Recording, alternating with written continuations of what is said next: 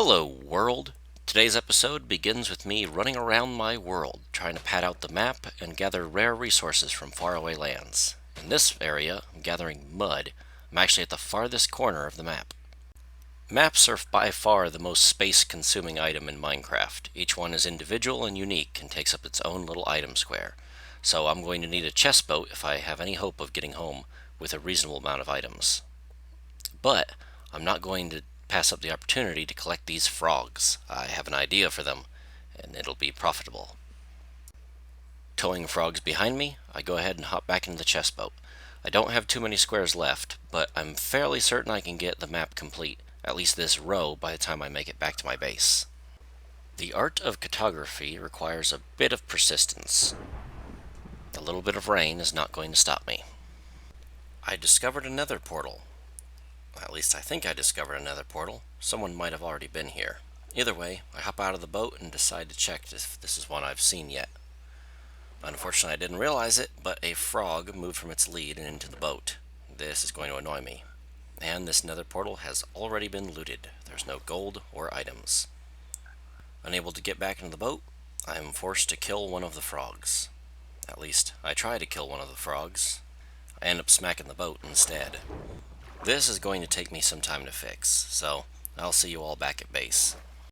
I lost one of the frogs here, tied the other two to a post, and dug them a little hole and put some water in it. I'm not entirely certain if they need that, but I was going to be on the safe side. I also took the time to puzzle piece the map together, and I have an entire stretch of this singular diamond. I don't know what I'm going to do when I fill out the whole diamond, but that's for another day. This place is on a slime chunk, and slimes spawn here frequently. I'm pretty certain that slime balls is how I can get these frogs to reproduce. They don't appear to be doing anything, and I'm not entirely certain how this works. I don't see any baby frogs. I don't exactly know are they supposed to go to the water? Yes, they lay eggs on top of the surface of the water, that's it.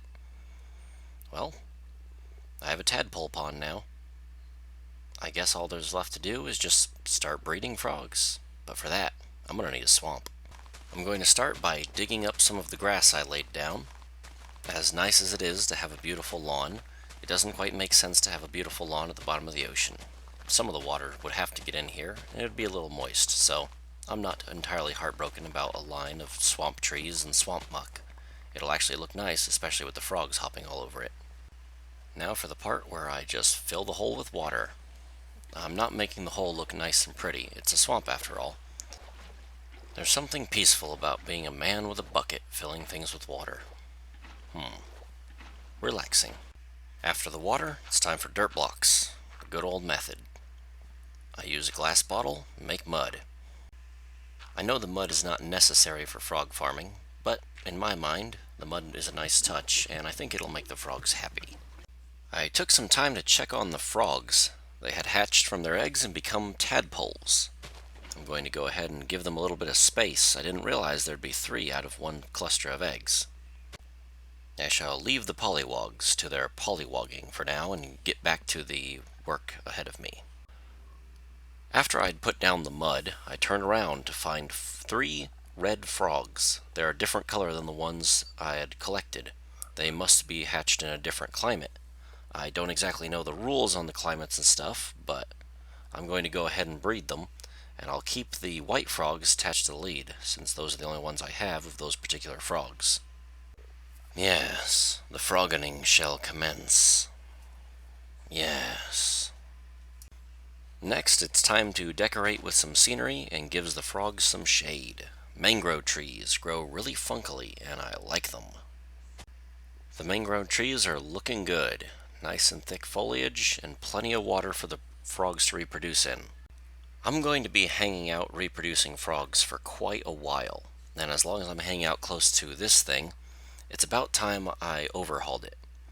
I noticed I'm not producing these sea lanterns at anywhere near the rate I was hoping I could produce them, and I think that's because this thing is a lot less efficient than I thought it was, so I'm going to try to make it more efficient. I'm not certain how I'm going to do that, but it'll be a fun project to figure out. One problem I've noticed with this farm is I'm not getting nearly enough water source blocks, so I'm going to change the farm's shape inside and out and try to make certain that all of the blocks are water source blocks so that more guardians have the chance to spawn. I'm not entirely certain how the mechanic works, but I think each water source block is rolling a chance to spawn a guardian at all times regardless of light level. My current Prismarine farm design requires gravity. The guardians fall through the water, so it doesn't benefit me to have a lot of water very tall. They can swim after all, so it requires me to have very shallow water that they fall through quickly. This has not been working out very well. They mostly just sit on the trapdoors and don't fall through. I tried adding some signs to one side, but that didn't seem to really work. My new design is going to utilize soul sand from the nether. This means I can raise the entire farm's level to meet that of ocean. This will give me a large number of water source blocks for guardians to spawn in. I think I severely underestimated how fast these frogs would procreate. I do get 3 new frogs for each time they breed, so it kind of makes sense, the exponential growth. I also have plenty of slime balls saved up. But I'm going to continue the Guardian Farm project because there's no sense in stopping now. Back over at the Guardian Farm, I removed the dividing walls, removed the trap doors, and pretty much removed everything inside, so it's just a mass of water. And I gotta say, a lot more guardians are spawning now. I think I was actually interfering with their spawning mechanic more than actually causing it. And I'm going to raise the level. Though this is becoming a bit of a hazard, the guardians are constantly shooting me, so this is going to be a little bit difficult. I regret nothing. I'm going to install the soul sand now. No sense in waiting, I'll just end up drowning when there's too much water. Plus the soul sand shoots me right out, so I don't have to spend too much time with the guardians. The guardians won't stop being mean to me just because I'm trying to breed them constantly and kill them for their minerals. So, I have a little surprise for them. I'm not entirely certain how the iron golems will interact with the guardians in the water, or if they'll even be able to be shot up by the soul sand, but I'm hoping they will. Well, it's more or less working. I managed to install the soul sand thanks to some of the iron golems, but mostly it was just running in and then running back out as fast as possible. There's also a lot more guardians than there used to be. I'm not certain why that is, but I think they're starting to build up. The golems can't move around too much, so it's mostly just me hiding behind them. So, let's take a look at what I have so far. As you can see, I have all the blocks, all the water source blocks I could ever hope and dream for. And, what's that? That's a frog. That's 2 frogs. Frogs on my scaffolding. Anyway, I have all the water source blocks I could ever dream of. Plus I have the framework for the collection system. It's actually functional. I'm producing guardian material right now. But I need a way to scrape all the guardians off the top of the water source blocks and put them into the soul sand fire, which will burn them up pretty quickly. In order to do that, I'm going to have to somehow survive the guardians, and this project has eaten up all my food. I have none left. Literally no food left. It's growing as we speak. So I'm going to have to get some food. Rather than harvest my crops and then plant them again and do that on a cycle, I think I'm just going to mill the bone meal directly into food. Glowberries will have to do for now. I know glowberries are not the best food source, but I can turn them directly into food from bone meal.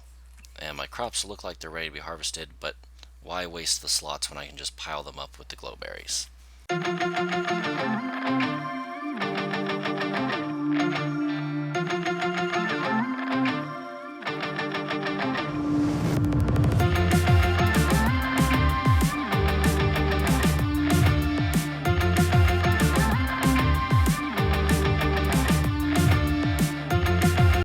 I've been spending some time off camera building up blocks and experimenting, and I think I have a solution for the water.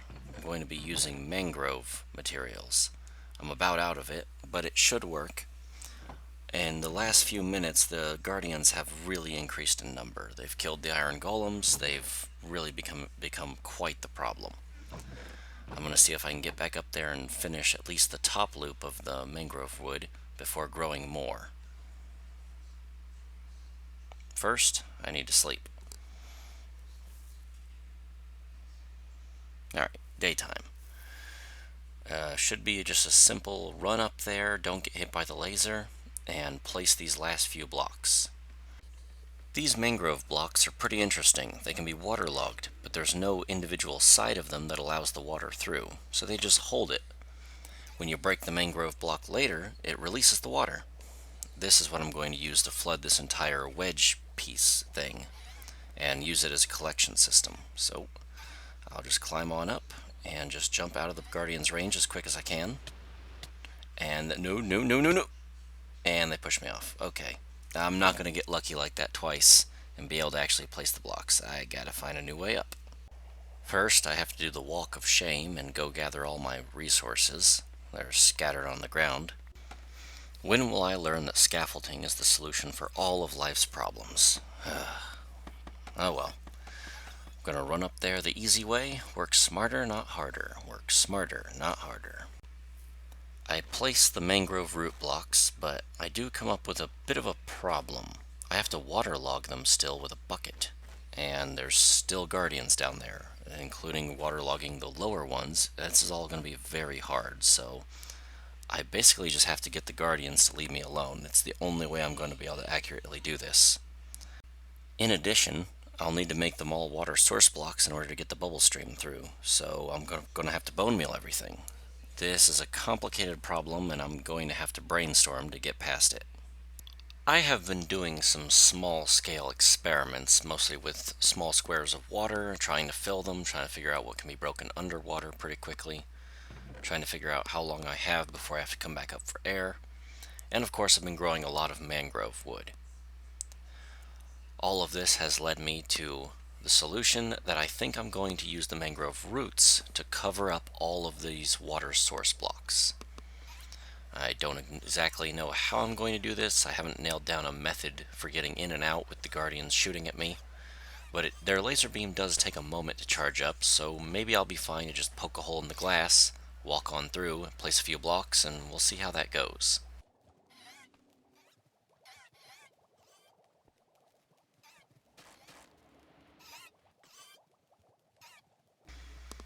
It's pretty slow going so far. The berries have been feeding me, and I've been staying high on health for the most part. I usually exit before they can shoot me. However, they are getting closer each time I go in, and eventually, they almost take me out. That was the closest I've ever been to dying, so, well, from something other than fall damage. So, it's definitely time to go and do a plan B for some kind of health regen. I head into my secret base. It's hidden from view so that no one messes with it. And this is where I keep all my stuff, after all.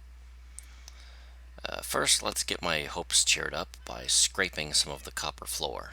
I'm not going to scrape the ceiling because I like watching it oxidize, but the floor is for my scraping. Yes, scraping. I enjoy the scraping. Now then, let's move on to what I actually came here for. I do have some glistering melons, and I think some glowstone, and that should make us some potions. Let's make an awkward potion. Now we're going to make a healing potion, and we're going to go ahead and pump up that healing potion to level 2. In fact, let's queue up another one while we're waiting. Now that that's done, and I have some healing potions, let's head back to the project. Same basic principle. Run in, try to stop them from coming up from underneath by placing blocks, and then run out before their lasers can actually fire. I'll be placing glass to cover up the hole, and then moving the hole a couple blocks over, or just one at a time most likely. And then do the same thing. Run in with the mangrove roots and see how many I can place. Of course, this entire idea is taking a lot longer than I thought because these things keep getting closer as I run in there. They're building up quite large numbers. Luckily, I can fire in arrows, and the arrows will bounce around on the water. Like little landmines, eventually they will do damage, and since they're all bouncing, I actually get a lot of knockback on each hit.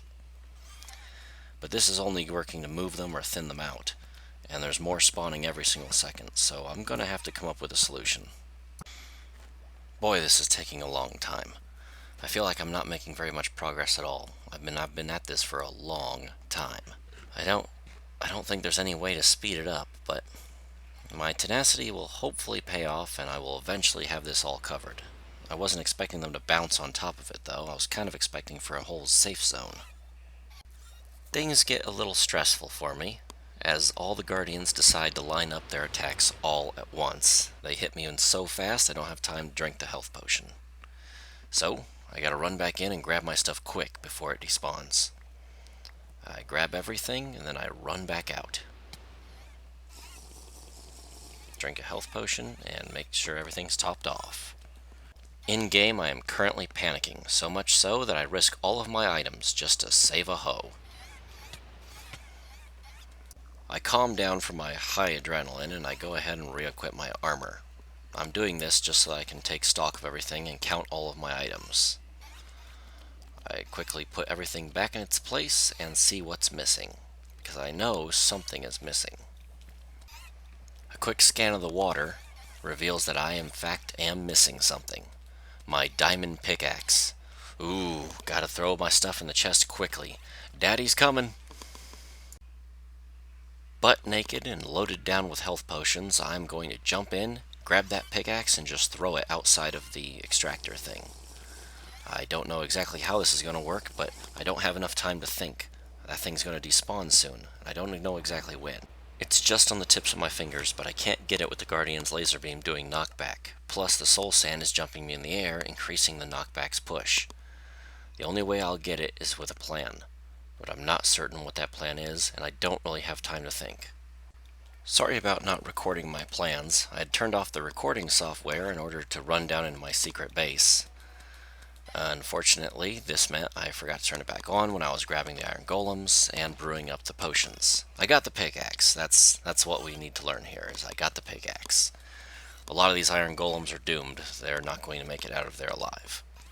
So in the interests of time, I'm just going to tell you there's a bed very close by, and I have a bunch of these mangrove root blocks.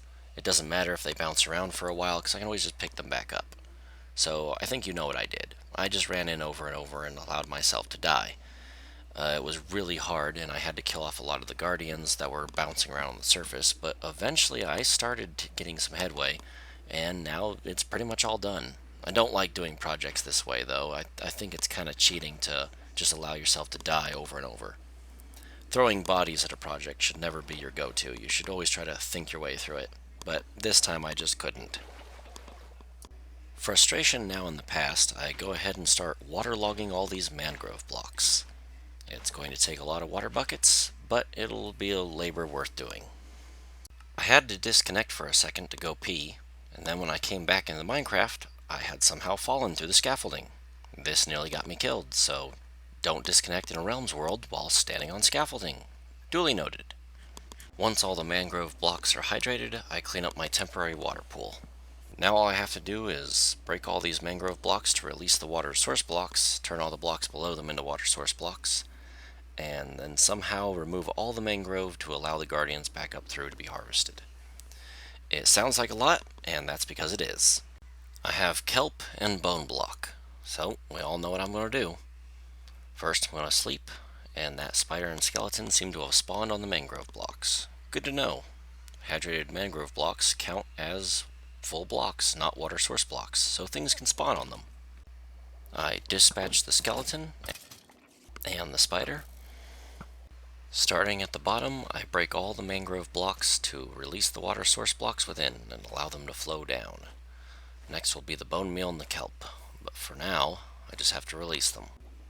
I shall be a merciful Lord of the Realm, and not force you to watch me fill this entire triangle with water. You can thank me later. Okay, it is done. I also added some glow lichen so that the corners and the side where they actually jump in will not overflow with water. This is mostly an effort to try and keep the guardians inside the container at all times and not have them bouncing around on the ground down there. I don't know if it'll work, but we'll see. So far everything looks on the level, and I've not gotten a single guardian spawning above the layer of root blocks, so I am correct in that they only spawn in this very finite chunk. I took another visit to my secret base, because it's time to pull out the big guns. Oh yeah, you saw it, a heart of the sea.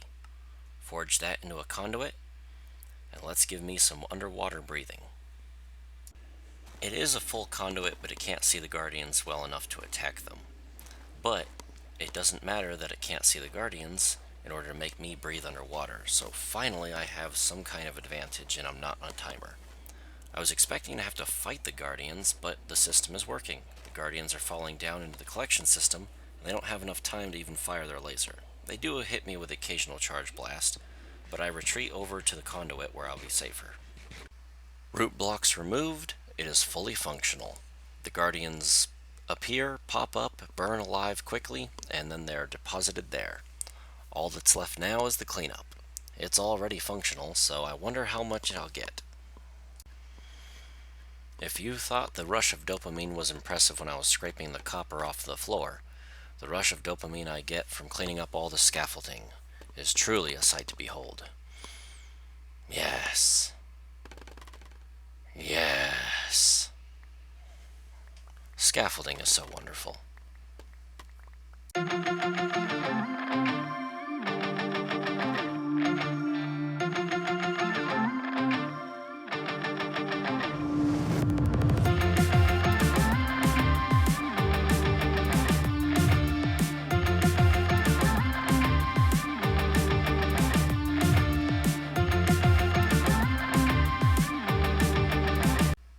This was recorded a little bit after the project.